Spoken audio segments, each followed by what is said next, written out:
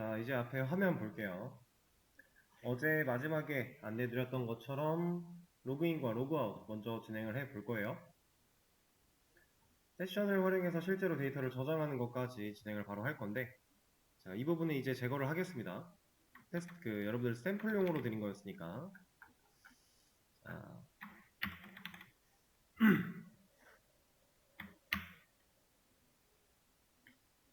빌딩이 아직 되고 있었네요. 오케이. 이건 뭐야?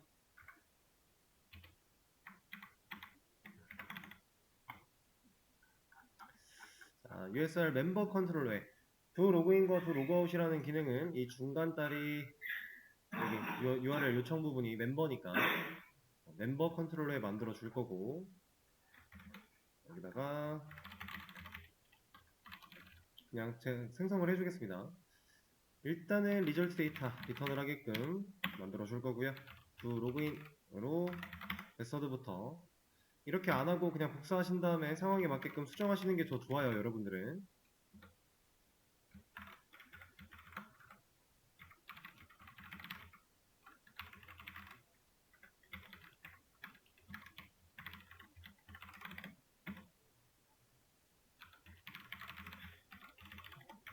자, 일단은 메서드부터 하나 만들어 놨습니다.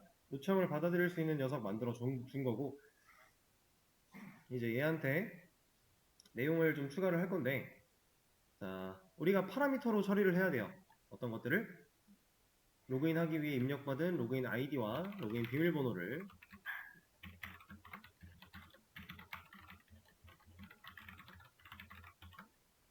일단 이거 두 개를 처리를 해야 됩니다. 자, 그래서 가져온 걸 가지고 먼저 검증부터 할 거예요. 이런 거 이제 다 하기로 했었으니까 util에 있는 empty 불러다가 로그인 아이디부터 검증해 줄게요. 그리고 return 그래서 result data from 여기에다가 이제 포맷 부분에는 아니 리절트 코드에는 실패 경우니까 F1 여기에는 아이디를 입력해 주세요. 이런 거 해주면 될 거고요. 그 다음에 비밀번호 같은 것도 똑같이 검증하는 단계가 필요하니까 넣어주고 코드 바꿔주고 여기를 비밀번호를 입력해주세요. 바꿔줄게요. 자, 그 다음에 둘 다 널 검증했으니까 실제로 입력받은 값이다 라고 판단을 하고 코드를 진행하면 되겠죠? 여기까지 코드가 내려온다라는 건 문제가 없는 경우니까. 자, 멤버를 가져올 수 있게끔 먼저 해줄 겁니다. 멤버 서비스한테 get member 로그인 아이디 우리가 만들어놨던 로그인 아이디 이거 중복 체크 때문에 만들어놨던 거거든요. 그죠? 여기서 이거 중복 체크하려고 여기서 만들어놨던 건데 사실상 우리가 여기서 하려고 하는 것도 똑같아요. 입력받은 아이디를 가지고서 그 아이디랑 일치하는 회원이 있는가 찾아보고 있으면 가져와라 라고 하는 거. 쿼리 쪽 안 들어가도 되겠죠? 이걸 그대로 활용을 할 거고, 왜냐면 어차피 따로 만든다고 해도 날려야 되는 쿼리가 동일할 거예요. 비밀번호를 여기서 한 번에 검증하지 않을 거니까. 아이디 가지고 가져왔을 때 아이디가 잘못됐으면 존재하지 않는 아이디다. 그리고 비밀번호가 잘못됐으면 비밀번호를 확인해라. 이런 식으로 우리가 나눠서 구별을 해줄 거니까. 자, 저 쿼리를 날려서 가져왔을 때 멤버가 널이면 존재하지 않는 아이디의 경우겠죠. 그러면 return result data from 여기다가는 f3 util.f를 사용해서 %sn는 존재하지 않는 아이디입니다. 이런 거 하나 보여주고, 그 다음에 얘는 로그인 아이디. 현재 우리가 입력했던 아이디가 여기로 치환되어 들어갈 건데 그 아이디로는 존재하지 않는 회원이다 라고 하는 상황을 검증한 거죠. 그리고 여기까지 코드가 문제없이 내려왔다면 이제 멤버로 가져온 데이터 안에 들어있는 비밀번호랑 이거랑 우리가 파라미터로 입력받은 녀석이랑 비교를 할 겁니다. 우리가 검증해야 되는 상황은 항상 부정의 상황을 먼저 걸러주는 거니까 여기다가 리턴 이거 하나 가져올게요. 그냥 여기는 F4로 바꿔주고요. 그리고 여기서는 뭐 딱히 보여줄 건 없고 그냥 문자열로 비밀번호를 확인해주세요. 이런 거 보여주면 되겠네요. 이렇게. 자, 여기까지도 문제가 없어서 코드가 밑으로 내려왔다라고 한다면 이제 실제로 로그인이 성공하면 되는 상황이잖아요. 그래서 메시지를 적어 줄 겁니다. search data.from 여기에는 성공 코드 넣어주고요. 여기다가 util.f를 사용해서 %s 회원님 환영합니다. 이런 거 하나 보여주고 여기에는 닉네임 넣어주기로 했었죠. 근데 닉네임이 이렇게가 아니라 멤버에 들어있는 get 닉네임 이걸로 가져와서 보여주겠다. 자, 여기까지 만들어 내면 이제 기능적인 부분은 만든 거예요. 그러니까 껍데기, 기능의 껍데기 부분은 완성을 한 겁니다. 근데 실질적인 로그인 처리가 된 건 아니죠. 실질적인 로그인 처리는 어떻게 해야 돼요? 세션의 데이터를 저장해야 돼요. 그 작업을 하지 않고서는 아무런 의미가 없으니까. 자, 그러면 세션에 저장하는 거 우리가 배웠죠? 여기다가 나 세션 쓸 거야. 이거 하나 달아주고요. 세션이라고 만들어준 다음에 이 녀석 바로 활용이 가능하다라고 했으니까 세션에다가 set attribute를 통해 우리가 하던 방식대로 가볼게요. 로그인드 멤버 아이디 여기는 member.get id 지금 로그인 하려고 하는 회원의 회원 번호 이거는 고유가 PK죠. 그 녀석을 저장하겠다 라고 한 겁니다. 자, 이러면 실제로 세션에 저장이 된다라고 했어요. 어제 이거에 대해서 설명을 드리기 위해 샘플 코드까지 커밋을 해드렸던 거고. 자, 그러면 어차피 이렇게 저장이 됐나 안 됐나 확인하려면 로그아웃이나 세션에 대한 데이터 검증을 한번 해야 되니까 그것까지 만들고 테스트를 좀 해볼게요. 이거 그냥 하나 그대로 복사한 다음에 로그아웃으로 바꿀 거고, 로그아웃은 입력받는 값은 따로 필요가 없겠죠? 빼주고 세션은 써야 되니까 그냥 둘게요. 얘는 어차피 확인해야 되니까, 그리고 세션에서 리무브까지 해줘야 되니까. 자, 그리고 나서 검증 필요 없으니까 빼버리고, 여기도 다 빼버리고. 자, 세션에 있는 걸 가지고 따져볼 건데 여기서는 검증부터 한번 할게요. 이건 그냥 지웁시다. 어떤 검증을 할 거냐면 우리가 해봤던 거 세션이 가지고 있는 get attribute를 통해서 로그인드 멤버 아이디 얘를 가져왔는데 이 녀석이 널이면 무슨 얘기를 하고 싶은 건가요? 저는 그쵸, 로그인이 안 된 상태를 검증하고자 하는 거예요. 왜냐면 로그아웃 기능을 실행하려고 하는 시점에 로그인이 안 되어 있다면 로그아웃은 못하는 게 맞는 거니까 여기다가 실패 코드 하나 달아주겠습니다. 그리고 메시지에는 로그인 후 이용해주세요 라는 멘트와 함께 달아주고, 자, 그러면 이 녀석을 통과했다, 이 녀석을 코드를 실행하지 않았다 라고 했을 때 실제로 로그인이 되어 있는 상태일 거니까 세션에 remove attribute라는 이걸 통해서 세션에 들어있는 해당 키값의 밸류를 지워버리겠다. 자, 그리고 진짜로 지웠으면 로그아웃을 성공한 거죠. 성공했다라는 메시지 또 보여줘야 되니까 여기다가 성공 코드 하나 달아주고요. 정상적으로 로그아웃 되었습니다. 이런 멘트 하나 달아주면 되겠네요. 그렇죠? 자, 그리고 나서 이 검증 단계를 우리가 만들어 놓은 게 있으니까 여기에도 하나 달아줘 볼까요? 자, 근데 여기서는 검증을 반대로 해야 되죠. 로그인 기능 같은 경우는 널이 아닐 때 로그 아웃 후 이용해주세요 라고 달아줘야 돼요. 근데 이렇게 하고 났더니 이제 실패 코드가 여기서 이걸 생각하지 않고 1부터 시작을 했는데 얘가 1부터 시작하니까 얘를 밀어야 돼요. 그래서 얘를 2, 3, 4 이런 식으로 밀어도 되고요. 아니면 어차피 지금 이 실패 코드는 로그인 했냐 안 했냐의 검증이죠. 일반적인 이런 널 검증과는 조금 다른 느낌의 검증이에요. 그러면 우리 어제 만들어놨던 거에도 이런 거 있죠? 아이디의 중복 검증 같은 경우에서 이런 알파벳 A 같은 거 쓴 적 있어요? 이런 것처럼 그냥 별도로 코드를 또 만들어도 됩니다. 이거 로그인 관련이니까 저는 L이라고 넣어줄게요. L. 코드를 어차피 내 마음대로 정하는 거니까 이렇게. 그러면 F-L이라고 하는 에러 코드가 발생을 했다라고 하면 우리는 로그인 관련 에러가 발생을 했다. 이런 식으로 판단할 수 있겠죠? 그래서 실제로 이 방식은 여러분들이 알고 있는 여기 브라우저에서도 사용하고 있는 방식이에요.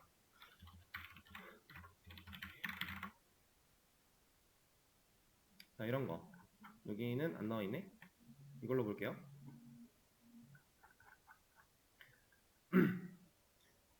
HTTP라고 하는 이 녀석도요. 에러 코드가 다 정해져 있어요. 이거는 얘네들은 다 숫자 코드로 이루어져 있는데 이 코드는 누가 만들었어요? 이거 HTTP라는 프로토콜을 만든 사람이 만든 거예요. 이 상태 코드를 정해놓고 200번이라고 뜨면 얘는 정상적인 처리가 된 것이다. 뭐 우리가 흔히 보는 404, 나파운드 아니면 403, 포비든 이런 것도 정해져 있는 겁니다. 여기에. 이거 누가 정한 거예요? 개발자가 정한 거예요. 이걸 만들었던 이 프로토콜이라고 하는 규약을 만들어낸 사람들이 이미 정해놓은 거기 때문에 우리가 이거를 정해져 있는 걸 알고 쓰는 겁니다. 그런 것처럼 지금 우리 프로젝트 내에 있는 코드도 우리가 정해서 쓰고 있는 거예요. 그러면 나중에 만약에 진짜 이런 식으로 뭔가 기능을 만들어 놨고 이 에러 코드를 사용자들이 볼 일이 생긴다라면 우린 사용자 매뉴얼 같은 거에 이런 내용을 정리해서 보내줄 수 있겠죠.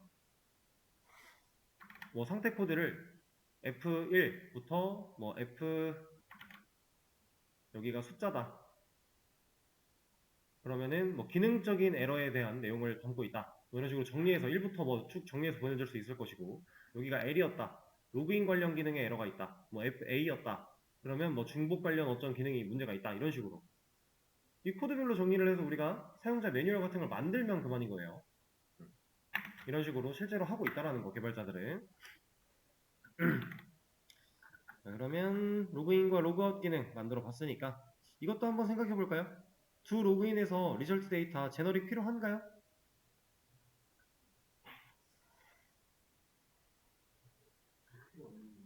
그쵸? 필요하지 않죠? 안 달아줄 겁니다. 자, 로그 아웃은 어때요?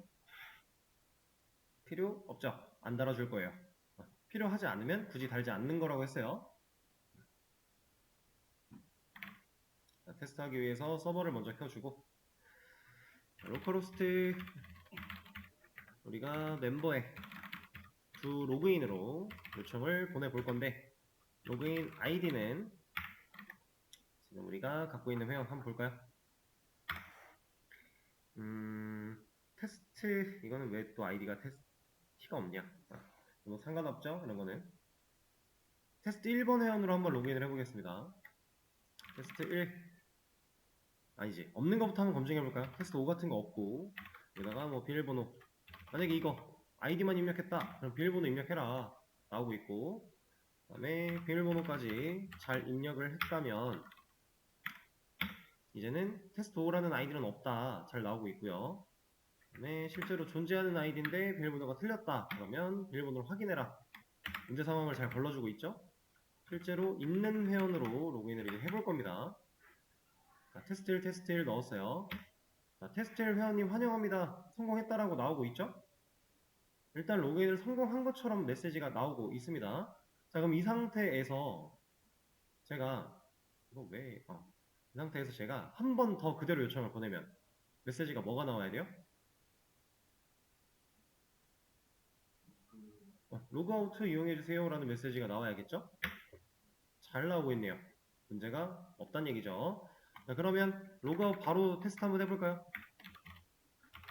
두 로그아웃 넘겨줄 파라미터 없고요. 실행하면 정상적으로 로그아웃 되었습니다가 나오면 되겠죠? 로그인 되어 있는 상태니까 잘 되고요. 자, 이 상태에서 이 요청 똑같은 거 한번 그대로 다시 보내면 이제는 로그인 후 이용해주세요 라고 메시지가 나오겠네요. 세션에 데이터를 저장했고 저장된 데이터를 실제로 잘 꺼내서 검증을 했고 이 작업들이 문제가 전혀 없다라는 걸 지금 눈으로 확인하고 있는 상태죠. 자, 이렇게 두 로그인과 두 로그아웃 기능 간단하게 처리를 해봤습니다. 자, 그럼 이제 기능들 만들 때마다 이게 필요했다면 넣어주면 되겠네요. 그렇게 처리하시면 되고요. 자,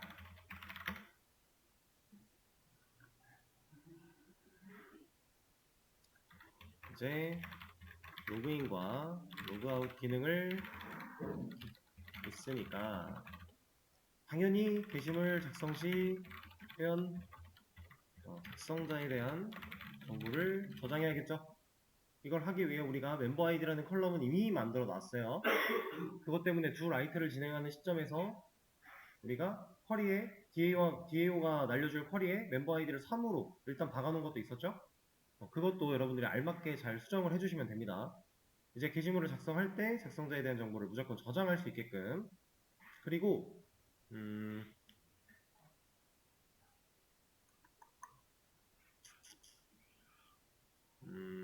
정보를 저장하고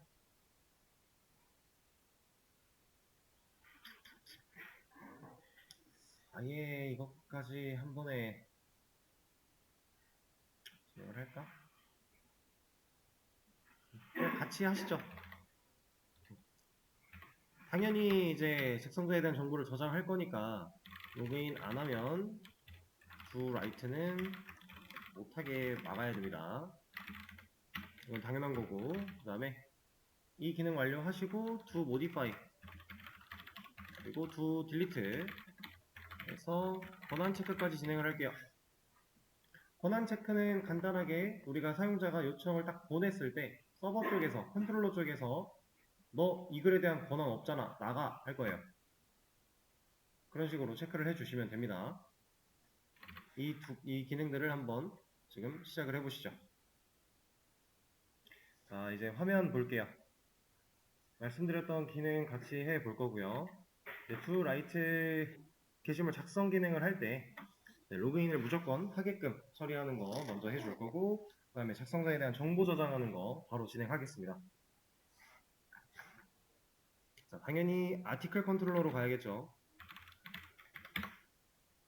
자, 두 라이트 이 요청이 딱 들어왔을 때 첫 번째 널 검증이 먼저예요? 로그인 여부 검증이 먼저예요? 로그인 검증이 먼저입니다. 근데 이거 타이핑 할 필요도 없어요. 여기서 만들어놨던 거 저 그대로 가져올 겁니다. 두 로그인에 있던 두 로그아웃에 있던 게시물 작성 같은 경우는 로그인을 해야만 쓸 수 있는 기능이니까 이 녀석을 가지고 올 거예요. 근데 여기서 세션 사용해야 되는데 여기는 세션 쓴다고 얘기를 아직 안 했으니까 여기도 사용하겠다라고 얘기를 해줄게요.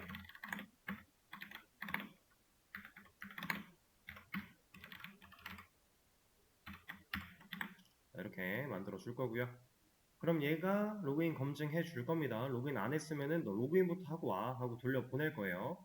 그리고 널 검증 완료를 하고 나서 자, 우리가 저장하려고 하는 작성자에 대한 정보는 사용자가 직접 입력을 하는 정보인가요? 아니죠. 사용자는 그냥 로그인만 진행하고 게시물을 쓴다라고 했을 때 알아서 현재 로그인 되어 있는 회원의 정보가 저장이 되어야 돼요.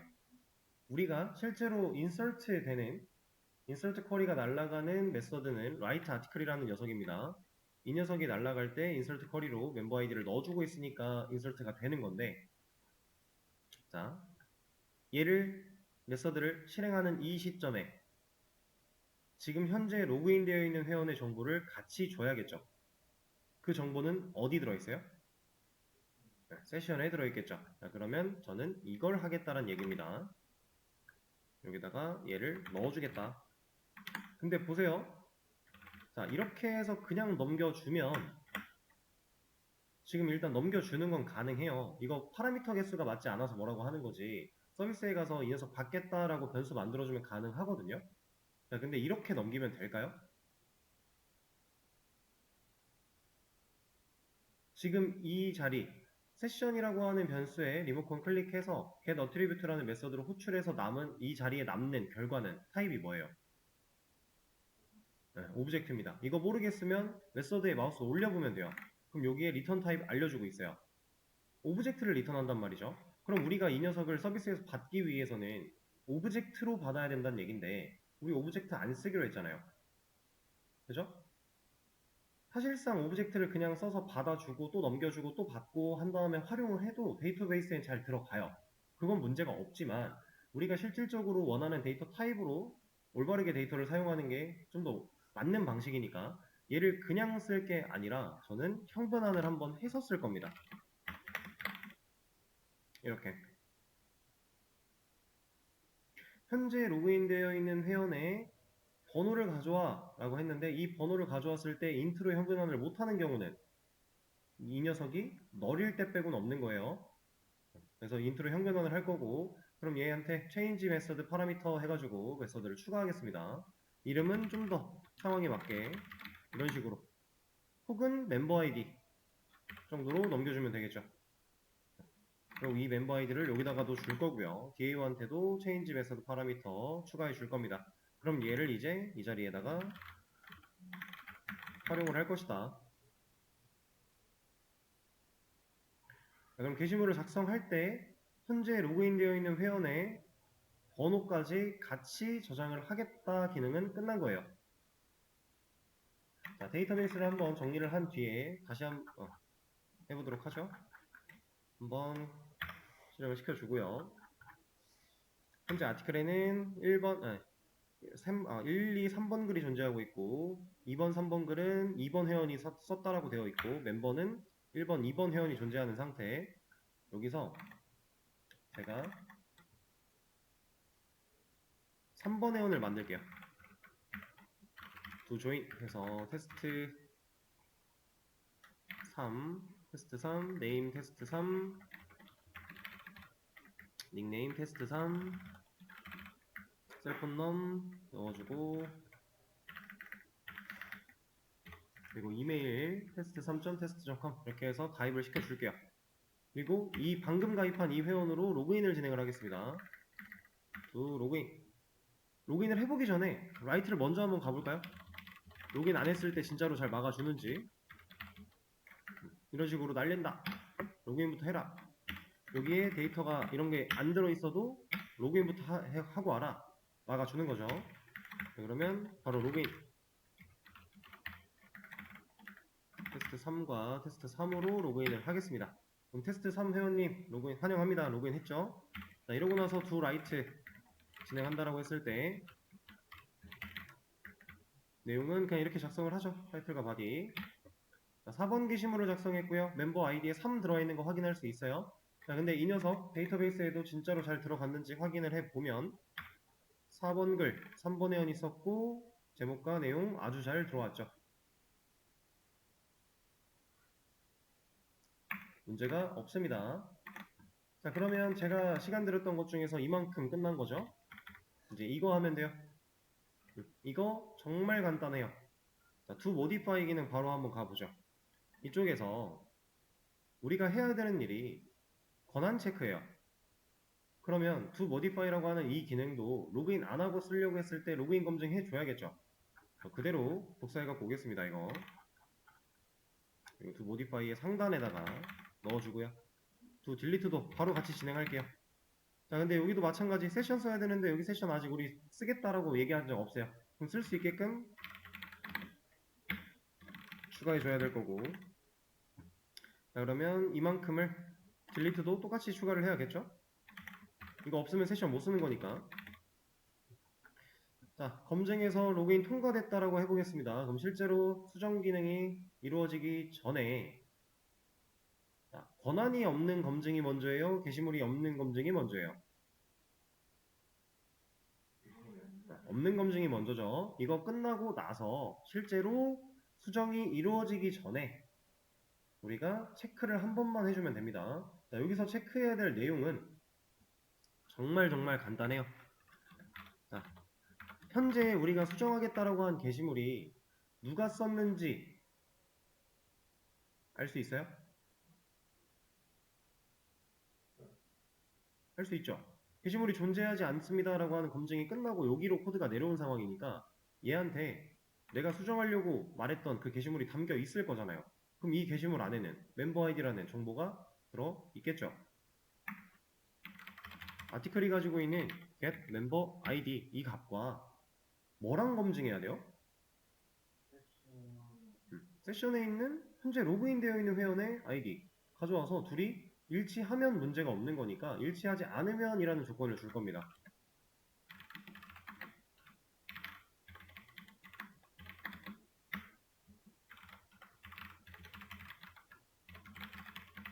이렇게. 자, 근데 이 검증 왜 안 된대요, 지금? 그쵸. 앞에 있는 getMember ID를 통해서 가져온 결과는 int일 거고 얘는 지금 오브젝트니까 이 녀석을 int로 통변환을 해줘야 정상적인 비교가 가능하겠죠. 자, 이렇게 비교를 해서 틀렸다, 이게 맞지 않다, 서로 일치하지 않는다 라면 지금 이 게시물을 쓴 사람이 로그인한 게 아니라는 거니까 너 이 글에 대한 권한 없어 라고 말해주고 돌려보내야 됩니다. 여기에는 우리가 A라고 하는 거를 조인 쪽에서 쓴 것 같은데 사용 중인 아이디 중복 체크니까 이 녀석을 D로 바꾸고요. 이 녀석을 A라고 할게요.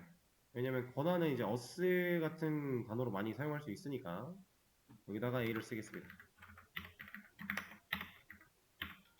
그리고 여기에 들어갈 메시지는 해당 게시물에 대한 권한이 없습니다. 이런 거 하나 보여주면 되겠죠?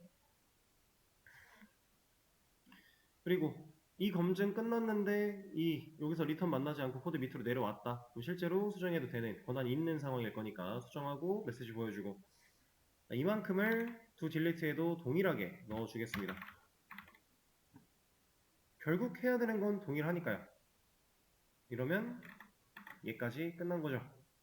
자, 제가 지금 아까 3번 회원으로 로그인을 한 상태였는데 아마 로그인이 풀렸을 거예요. 다시 한번 확인을 해보고 지금 1번 회원으로 로그인을 하겠다라고 하면 로그아웃부터 하라고 하네요. 두 로그인을 했는데 로그아웃 이용해주세요. 로그인 아직 유지가 되고 있었군요. 그러면 지금 저는 현재 3번 회원일 겁니다. 제가 로그인이 왜 풀렸을 거라고 예상을 했냐면 서버가 리로드 되면서 초기화가 됐을 거다라고 예상을 했는데 세션이 아직 초기화가 안 됐네요. 그러면 우리가 바로 한번 테스트 해보죠.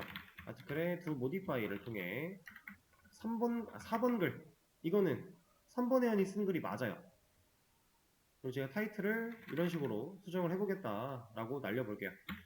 4번 게시물을 수정했다라고 나오고 있고요.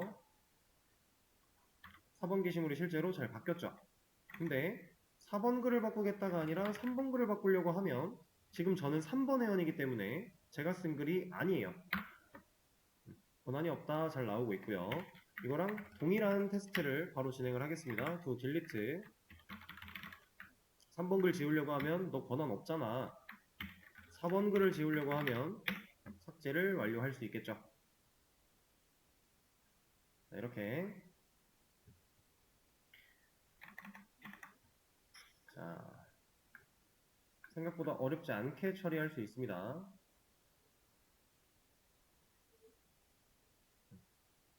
아까 제가 로그인과 로그아웃 기능 만든 거를 커밋을 안 해드렸군요. 아하.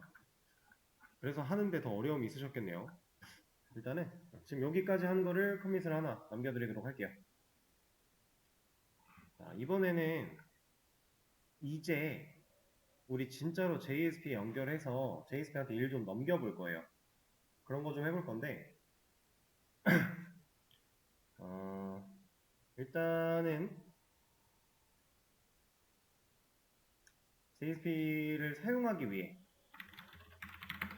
우리가 이 STS라고 하는 녀석한테 이 4.20.0 버전 이 녀석을 설치하면서 JSP를 쓰기 위한 기본적인 준비를 좀 했었습니다. 기억이 나시겠지만 이 프리퍼시스 말고 헬프의 인스톨 뉴 소프트웨어를 통해 emit이라는 것도 설치를 좀 했고요. 여기에서 레이티스트 릴리즈 이클립스 이걸 설치하면서 우리가 JSP라고 하는 걸 만들 수 있게끔 좀 필요한 기본 구성들을 세팅을 좀 했었어요. 그리고 이걸 다 하고 나서 프리퍼런시스에 가서 이런 애들 UTF-8 세팅까지 좀 완료를 했었고요. 이거는 초창기에 원래 지금 그러니까 JSP 아티클 매니저 할 때 진행했어도 되고 지금 했어도 되고 어쨌든 JSP를 쓰기 전에만 하면 되는 거였는데 우린 이미 해놨기 때문에 우리가 방금 전에 보여드렸던 그 내용들은 STS 이 프로그램한테 입혀놓은 거기 때문에 별도의 세팅 없이 사용할 수 있습니다. 근데 의존성은 추가를 해야 돼요. 이 의존성을 추가하지 않으면 이 스프링부트 프로젝트 내에서 우리가 JSP를 원활하게 사용할 수 없어요. 단순하게 JSP 파일은 만들어서 쓸 수 있는데요. 그냥 거기까지입니다. 제가 우리 JSP 아티클 매니저 할 때 이때 스크립틀릿이라고 하는 걸 사용을 했었어요. 그죠? 근데 나중에 여러분들 JSTL 플러스 EA를 사용해서 스크립틀릿보다 훨씬 더 편하게 JSP를 만들 거다. 화면 구성을 할 것이다. 뭐 이런 얘기를 드렸었습니다. 자, 이 녀석들은 의존성 따로 추가하지 않으면 기본 제공되는 녀석들이 아니에요. EL은 기본 제공이 돼요. EL은 원래 쓸 수 있었어요. 근데 안 썼던 거고 JSTL은 추가를 해야만 합니다. 그리고 이거에 대해서 제가 이런 이슈를 하나 말씀드린 적이 있었죠. 스프링부트 3.0.0 이전 버전과 이후 버전을 얘기하면서 이제 JSTL을 자바 X라고 하는 곳에서 제공을 받다가 이제 뭐 자카르타라고 하는 곳에서 제공을 받는 걸로 바뀌었다. 그래서 우리가 의존성 주입할 때 스프링부트 버전에 따라 잘 다운로드를 받아야 된다. 잘 설치를 해야 된다. 이런 얘기를 드렸었는데 의존성에 대한 코드는 제가 제공을 할 겁니다. 여러분들은 이거 그냥 가져다 쓰시면 되고요. 이거는 수업 페이지에 하나 올려드릴게요.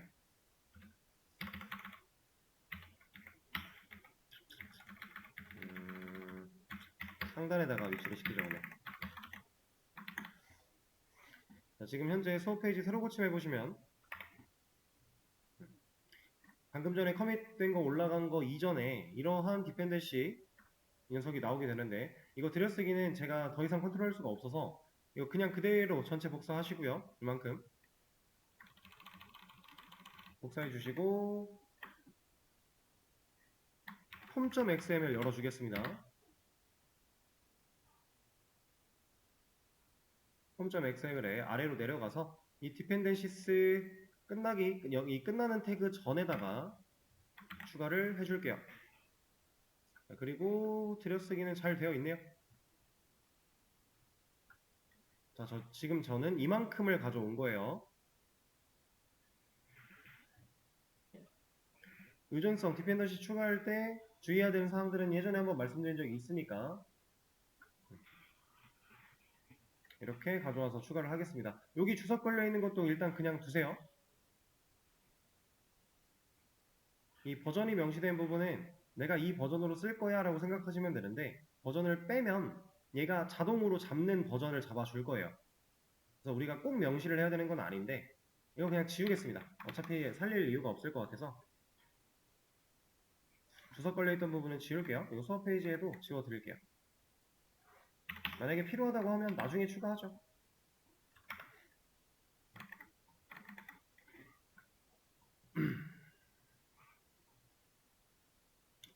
자, 이렇게 의존성을 추가를 했고 저장을 누르시면은 얘가 알아서 빌드를 합니다. 자, 여기까지 완료되셨을까요? 하나씩 하나씩 그냥 간단하게만 좀 볼 건데 이거 아니다. 이건 따로 얘기하지 말죠. 이 두 가지가 JSTL을 쓰기 위해서 필요한 의존성이라고 보시면 되고 우리가 이건 JSP를 가지고서 좀 편하게 통신을 할 수 있는 녀석이라고 보시면 됩니다. 큰 의미는 없어요. 이거에 대해서. 만약 지금 이렇게 제가 한 거를 못 따라하겠다, 잘 모르겠다 하시는 분들은 그냥 기다렸다가 제가 커밋 해드리면 그거 갖다 넣으셔도 돼요. 어차피 우리가 JSP 쓰려면은 이거 4개는 동일하게 필요한 거기 때문에.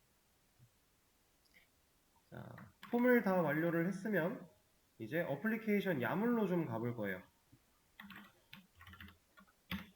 세팅할 게 좀 있습니다. 지금 하려고 하는 이 세팅은 필수 세팅은 아니에요. 안 해도 할 수 있어요. 근데 이걸 해야 우리가 편해요. 그래서 좀 진행을 할 거고 자, 그리고 이 어플리케이션 야물 파일 안쪽에 띄어쓰기 뭐 이런 거 되게 깐깐하게 신경 쓰셔야 된다고 했습니다. 꼼꼼하게. 다 문법이니까. 스프링 밑에 한 칸 띄고 한 칸 내리고 원탭 그리고 MVC라고 적을 겁니다. 그리고 또 엔터 원탭 뷰라고 할 거예요. 또 한 칸 내리고 원탭 프리픽스라고 적어줄 겁니다. 그리고 하나 띄워주고요. 슬래시 웹 대시 인프 슬래시 JSP 대시라고 적어줄 거예요. 그리고 한 줄 더 내리고 서픽스라고 넣어줄 거고요. 한 칸 띄고 .jsp라고 넣을 겁니다. 그리고 저장까지 해주세요.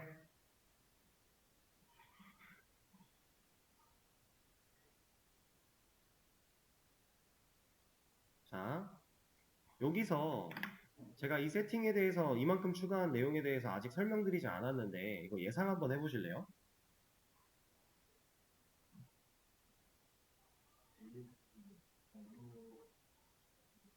맞아요. 자, MVC. 우리가 지금 사용하고 있는 MVC 패턴 구조를 의미하는 거겠죠.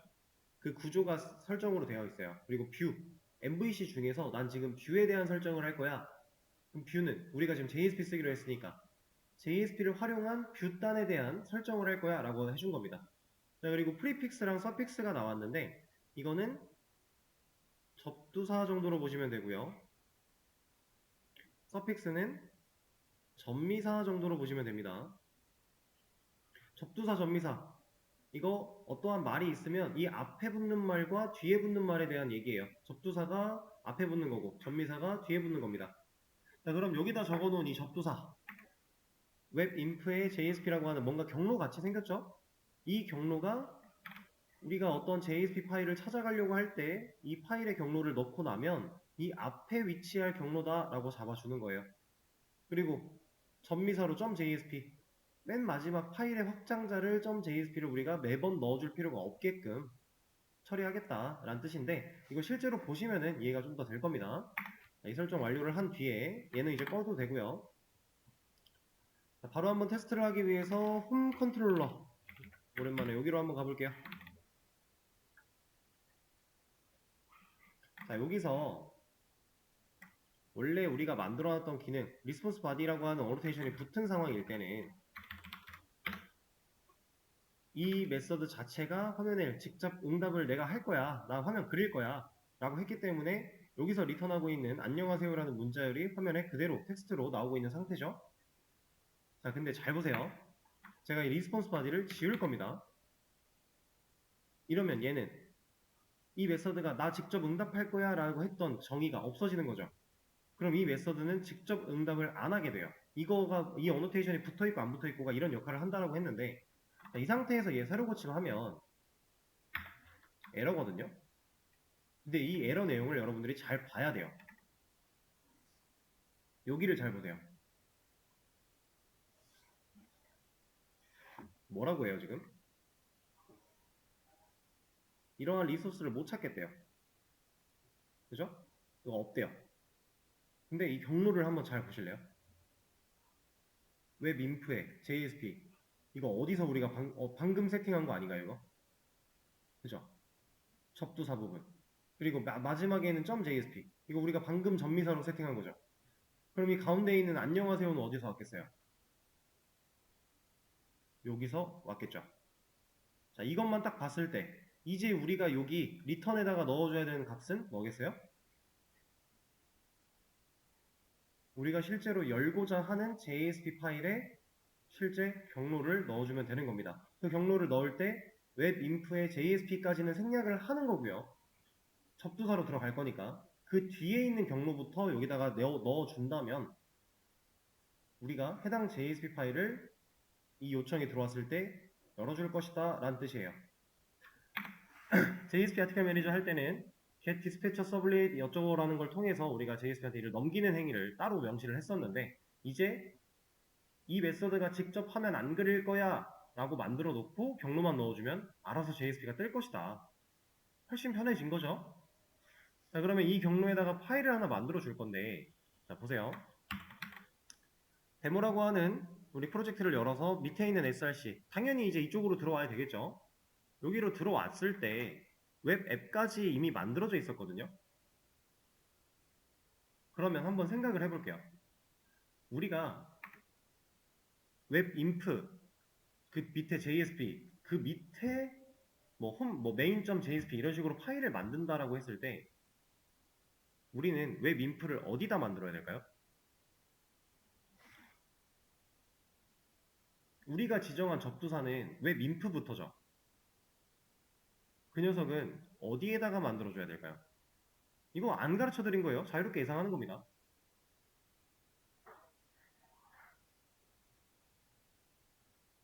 자, 여기까지 오면서 지금 웹개발 수업 여기까지 진행하면서 뭐 기본 자바 프로젝트 2번 만들었고, 그 다음 다이나믹 웹 프로젝트 하나 만들었고, 그리고 지금 스프링 부트 스타터 프로젝트라고 해서 메이븐 프로젝트를 하나 만든 건데, 자, 다이나믹 웹부터는 어느 정도 기본 경로 설정되어 있는 것들이 좀 있었어요.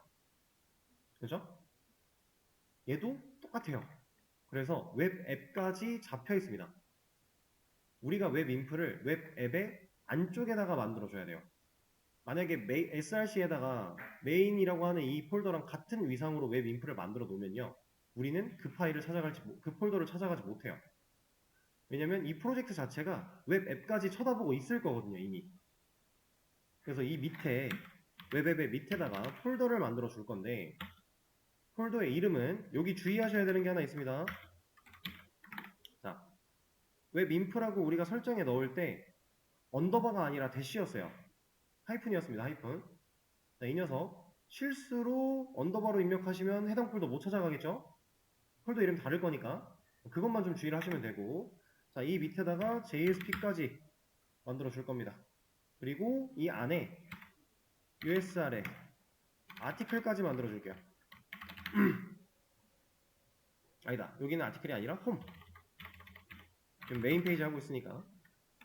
자, 폴더 경로를 이렇게 한 번에 슬래시로 구분을 지어서 넣어주면요, 알아서 계층 구조로 여기까지 만들어줘요. 웹인프, 웹 앱이라고 하는 이 폴더 밑에다가 웹인프 만들어 줄 거고, 그 밑에다가 JSP 만들어 줄 거고, 그 밑에다가 유저, USR, 홈 이렇게 다 만들어 줄 거예요. 한 번에 만들 수 있는 방법. 이렇게 만들어 준다라는 겁니다. 그럼 이 홈이라고 하는 폴더 안쪽에 제가 JSP 파일을 하나 또 만들 거고요. 이 녀석의 이름은 메인이라고 지어줄게요. 이렇게 구성을 하면 되는 거예요.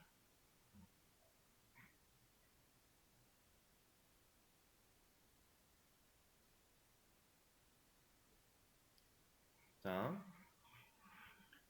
그럼 우리는 접두사에서 웹인프 JSP까지 접두사로 잡아놨고, 마지막 전미사로 .jsp가 들어가 있는 상태니까 우리가 요청을 받아들일 수 있는 메서드한테 적어줘야 되는 리턴의 JSP 경로는 USR의 홈의 메인이겠죠?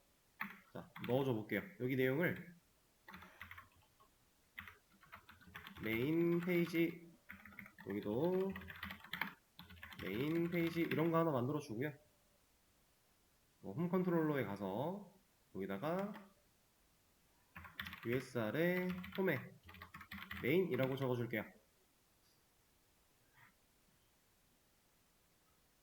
이렇게 적어주면 우리가 아까 봤던 걸로 예상을 해봤을 때 웹 인프에 JSP에 USR에 여기까지는 아까 우리가 접두사로 나온 거에서 경로를 잡던 거고, 그 다음에 이제 띄어서 USR에 홈에 메인까지 있을 거고, 그리고 마지막 전미사로 .jsp가 찍힐 거니까 이 파일을 찾아가려고 하면 이제 있잖아요. 그러면 우리가 찾아갈 수 있다라는 건데, 자, 요청을 보내면 아하.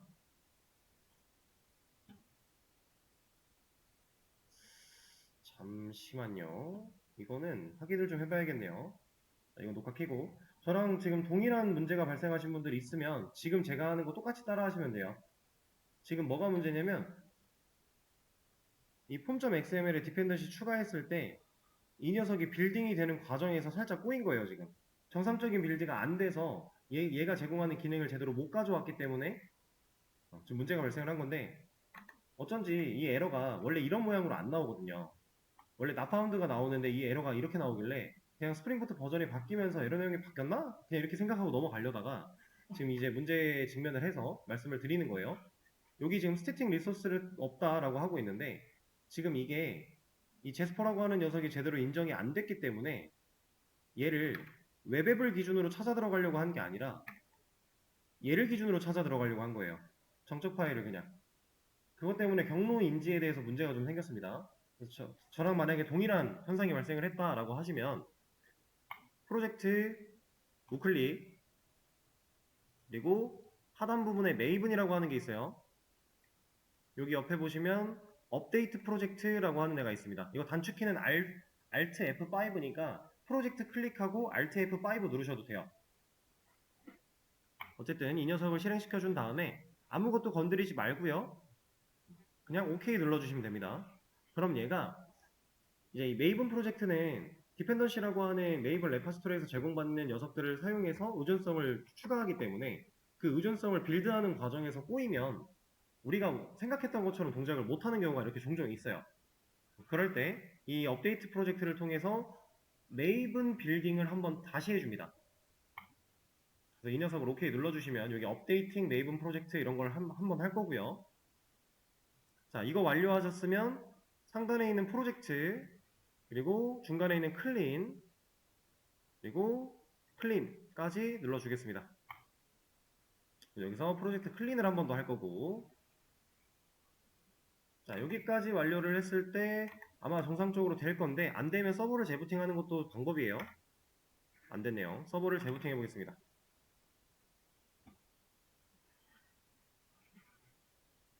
만약에 이래도 안 된다면 다른 방법 할 게 또 있어요.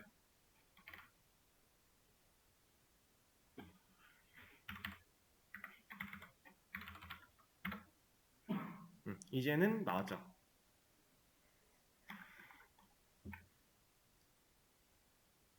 이거 생각보다 흔히 있는 경우이기 때문에 코드상 문제가 전혀 없는데 뭔가 의존성을 추가하고 사용하는 과정에서 코드상 문제가 없는데 자꾸 이상한 에러를 뱉으면 안 된다라고 하면 이 빌드하는 과정에서 문제가 생겼을 가능성이 좀 높으니까 메이븐 업데이트 한번 해주고 프로젝트 클린 한번 해주고, 그리고 이렇게 했는데도 안 된다 그럼 이것도 한번 껐다 키셔야 돼요. STS도.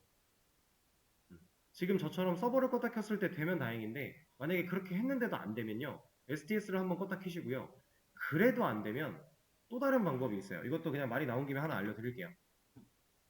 자, 이거는 좀 좋은 방식은 아닌데 이게 메이븐을 사용하다 보면은 이걸 해야 되는 경우가 종종 있습니다. 뭐냐면 이것도 결국에는 메이븐 디펜던시를 아예 완전 리빌딩을 하게끔 강제로 리빌딩을 하게끔 만드는 방식인데, 자, 내 PC C 드라이브에 사용자 그리고 어드민 들어가면 여기 .m2라고 하는 거 있어요. 여기 우리 와봤죠? 이거 롬복 적용할 때 와봤던 곳이거든요. 여기에 레파지토리라고 하는 이 녀석 안에 이런 것들이 있었잖아요. 자, 이거 여기서 이 레파지토리를 지워요. 그냥 삭제합니다. 그럼 얘가 여기서 레파지토리가 사라지죠. 삭제를 했으니까. 그리고 나서 STS를 껐다가 다시 켜요. 그럼 어떤 일이 벌어지냐면 지금 현재 이거는 뭐 의미가 어차피 상관이 없긴 한데 지금 현재 우리는 스프링부트 프로젝트가 이렇게 하나 있어요. 자, 이 녀석이 닫혀 있지 않으면, 클로즈 프로젝트가 되어 있지 않은 상태, 오픈 프로젝트로 되어 있는 상태라면 STS가 껐다 켜질 때 이 열려있는 프로젝트에 대해서 메이븐이나 이 프로젝트가 돌아가기 위해 필요한 기본 구성 요소들을 전체적으로 한번 빌딩하는 과정이 있거든요. 그래서 규모가 큰 프로젝트 같은 경우는 애초에 STS 키는 거 자체가 오래 걸려요. 켜서 여기 우측 하단에 막 빌딩 어쩌고가 오래 걸립니다. 그럴 정도로 얘가 한번 빌딩을 싹 하는데 그 빌딩하는 과정에서 이 디펜던시가 여기에 없으면요, 지금 이 레파지토리 안에 있는 거가 여기에다 추가를 하면 여기도 들어오는 건데 여기가 싹 비워져 있으면 여기 있는 내용 플러스 기본으로 가져야 되는 내용을 아예 새로 다운로드를 받아요. 처음부터. 그래서 STS를 딱 껐다 키면 오래 걸립니다. 이 레퍼지토리를 지우고 나서 다시 얘를 껐다가 키면 오래 걸려요. 근데 그 시간을 좀 기다리면 웬만하면 이 문제는 해결이 될 거예요. 메이븐의 의존성을 추가하는 과정에서 생기는 약간 버그성 오류 같은 거니까 이런 방법도 있다. 물론 여러분들이 이 방법도 구글링 하다 보면 나와요. 저도 한창 처음 일하기 시작했을 때 이런 문제들이 꽤나 많이 접할 수 있었고 그때마다 이제 구글링을 통해서 이런 방식을 터득했던 건데 생각보다 많은 글들이 이런 방식을 하라고 해요. 정 안 되면. 근데 이게 선호되는 방식은 아닙니다. 오래 걸리기도 하고 좀 귀찮기도 하고 불편한 것도 많아서 선호되는 방식은 아니지만 진짜 안 되면 이렇게라도 해야 된다. 그러면 이 디펜던시로 생겨난 에러 같은 경우는 웬만하면 다 해결이 될 겁니다. 이렇게 했는데도 해결이 안 됐어. 그럼 코드가 문제가 있을 거예요. 자, 마침 이런 상황이 나와서 이슈에 대한 얘기도 좀 드렸고요.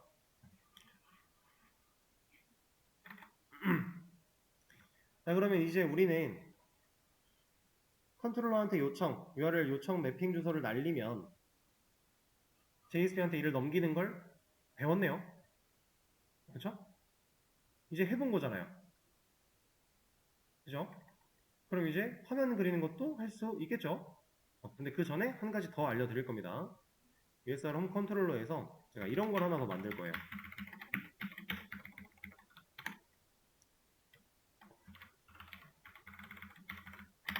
제가 이렇게 할 겁니다.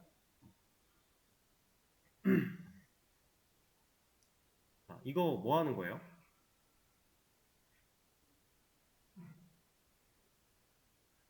제가 여기에 넣은 이 슬래시 하나, 이 경로는 뭘 의미하는 걸까요?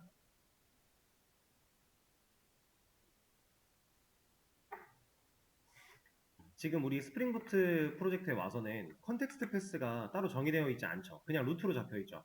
그래서 우리가 이 포트 번호 뒤에 이 요청 주소 사이에 요 사이에 뭔가를 안 넣었잖아요. 그죠?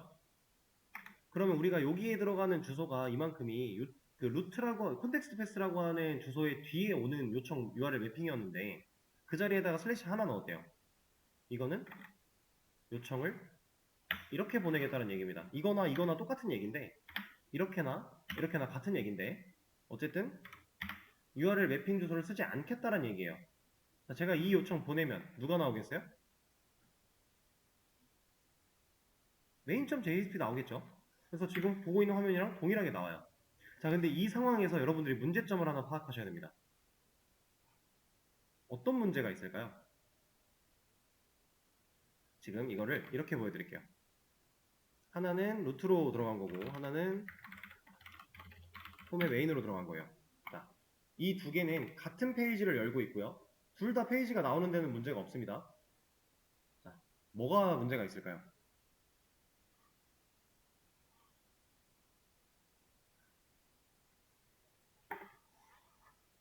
이렇게 해놓으면요. 이 요청 주소 부분이랑 이 요청 주소 부분이 다르죠. 동일한 페이지를 띄우고는 있지만 우리가 URL 세팅되어 있는 값이 달라요. 그쵸? 그럼 우리 JSP 아티클 매니저 했을 때 생각해보세요. A 태그 하나 만들어 놓고 여기다가 뭐 점점 슬래시 어쩌고 해서 상대 경로를 만약에 넣어놨대요. 그럼 이 상대 경로를 쓰게 되면 이렇게 해서 찾아갈 수 있는 상대 경로랑 여기서 찾아갈 수 있는 상대 경로는 다르지 않을까요? 만약에 A 태그에다가 땡땡 슬래시 뭐 아티클 뭐 리스트 이렇게 넣어놨어요. 그러면 얘는 돼요? 루트에서는 이상하게 되겠죠? 얘는 될 거고 이 상황이 다른 겁니다. 물론 여러분들이 실제로 실무에 나가서 프로젝트를 하게 되면은 그 안에서 상대 경로는 쓸 일이 거의 없어요. 웬만하면 다 절대 경로를 사용하게 되실 거고 그 절대 경로를 사용하는 상황 속에서 컨텍스트 패스라고 하는 녀석까지도 명확하게 잡아주면서 쓰게 될 거예요. 그게 루트든 루트가 아니든 그렇게 쓰시게 될 텐데 그게 가장 좋은 방식인데 이제 지금은 우리가 배우는 과정이니까 이런 상황들도 인지를 좀 해야 됩니다. 그러면 이 녀석과 이 녀석은 같은 페이지를 띄우고 같은 결과를 보여주고는 있지만 결과적으로 상당히 다를 수 있다는 걸 인지해야 되는 거예요. 그래서 얘를 이렇게 안 할 겁니다. 얘를 루트로 요청이 들어왔을 때 그냥 이 JSP 찾아가 라고 명령하지 않을 거고요. 여기에 내용 하나를 추가해 줄 거예요.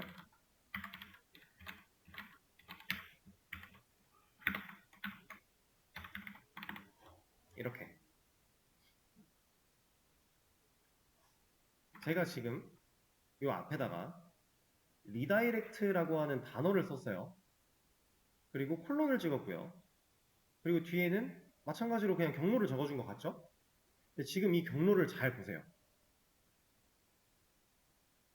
저는 JSP의 경로를 적은 걸까요? 아니면 URL 매핑 주소를 적은 걸까요?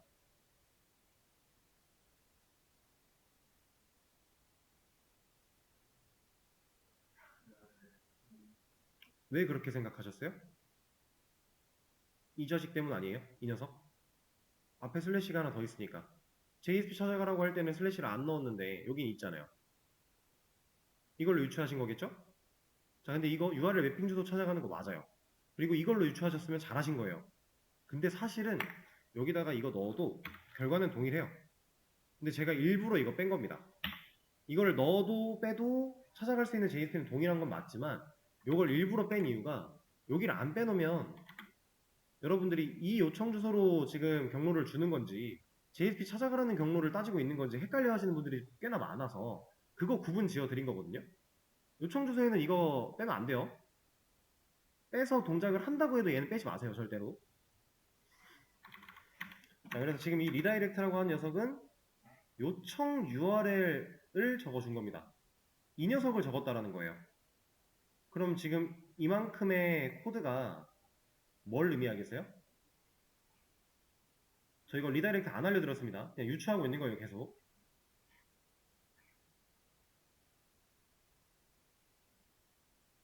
얘는 이 요청이 들어왔을 때 이만큼의 메서드가 일을 할 건데 나는 그러니까 이 녀석이 직접 응답한다도 없어요. 리스폰스 바디 없잖아요.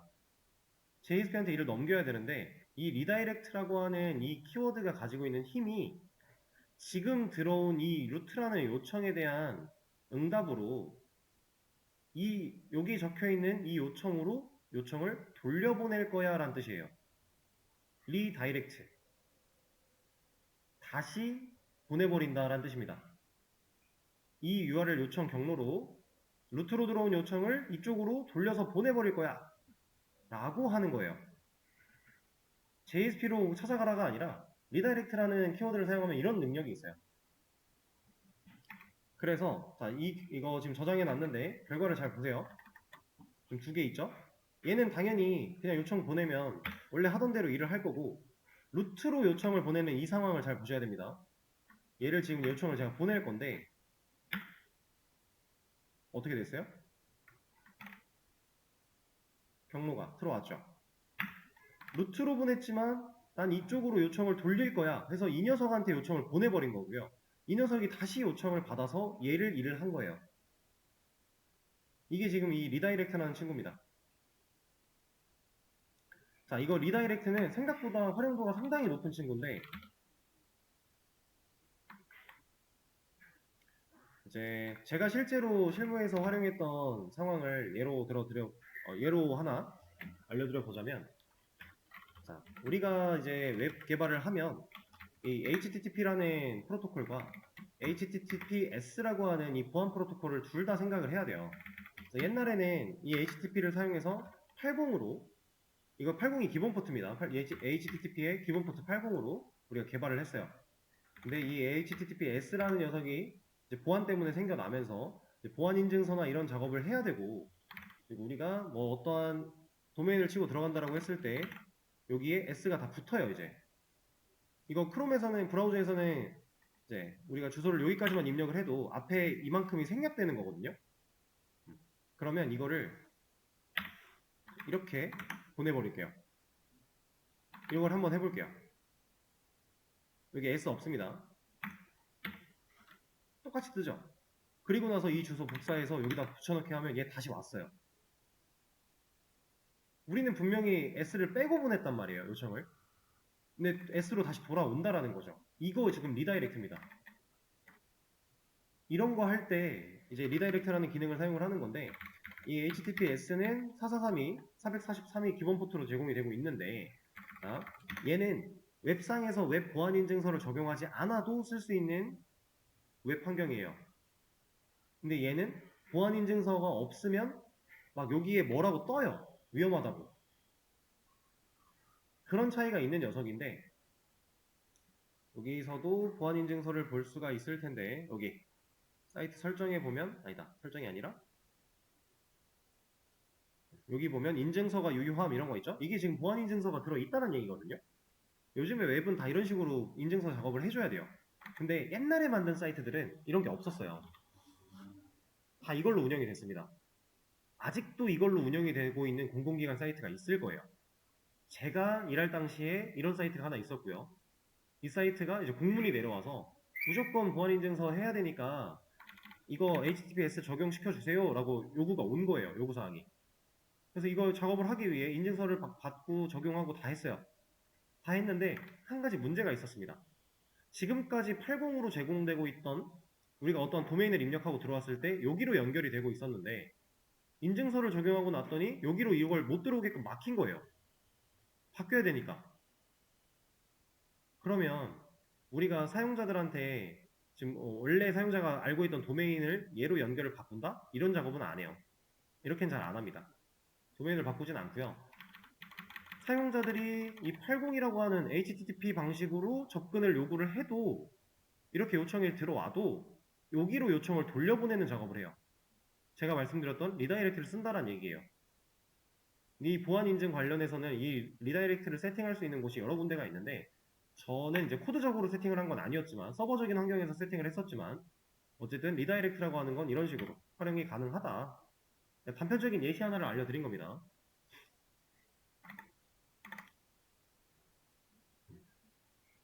우리도 지금 이제는 메인 페이지를 들어가기 위해서 우리가 이 유저 홈 메인이라고 하는 요청 URL 맵핑 주소를 다 넣을 필요 없이 그냥 이렇게만 넣어도 어차피 뜰 거니까 앞으로 메인 페이지 띄울 때 편하겠죠? IP에 포트까지만 입력하면 뜰 거니까 그 상황을 좀 만들어줬다라고 보시면 되고, 그럼 일단 기본 JSP한테 일 넘기는 방식, 그리고 JSP 띄우는 방식, 그리고 리다이렉트라고 하는 개념 배우는 것까지 일단 이번 시간에는 여기서 마무리를 할게요. 지금 내용 커밋 하나 해드릴 거고요. 쉬는 시간을 가졌다가